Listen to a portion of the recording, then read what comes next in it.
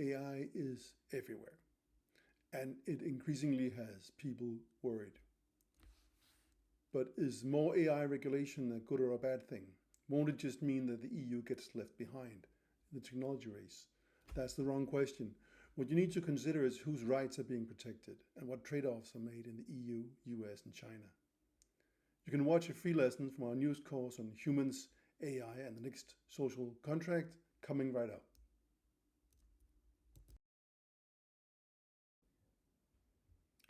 Let's look at the different approaches to AI across the world. It's the same technology, but we have three very different governance approaches. I want to push back on the usual framing again, which is more regulation versus less regulation. That frame misses what's actually really different. These are three coherent answers to one underlying question: what should AI serve? We'll look at the EU, the US, and China, in this case, row by row.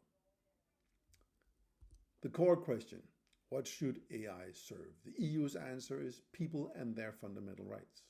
The market is a means, not the end. The US answer, as it's played out now, is innovation and commercial growth. Harm is addressed after it becomes visible. China's answer is state strategic goals. AI is a tool of national development and competitive advantage. These aren't positions on a spectrum from permissive to restrictive. There are three different value systems in play here. Next row, who decides? In the EU, it's institutions, member states, independent regulatory authorities with genuine enforcement power. In the US, it's a fragmented mix of federal agencies with limited AI mandates, courts responding to litigation, states writing their own rules, and significant market self-regulation. In China, the central government with minimal independent judicial or civil society check. The key instrument: the EU has a binding cross-sector law. The US has executive orders that change with administrations, sector guidance from agencies like the FDA and the FTC, and now competing state laws. Some more protective than the federal baseline, some less. China has national AI plans backed by infrastructure investment and regulatory requirements that serve those plans. And the trade-off that each of us have chosen to accept, because there always is a trade-off. The EU accepts slower commercial deployment in exchange for stronger rights protection. Yes.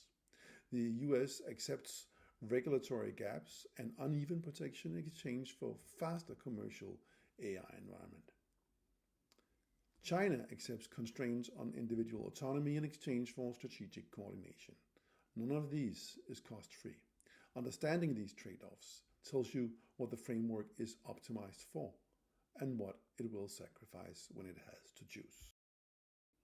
You can find the course by following the link in the comments section below. It's Humans, AI, and the Next Social Contract. The course is primarily for non-technical leaders and managers in the EU who are responsible for implementing AI at work. You'll learn how AI reshapes work, rights, and democracy.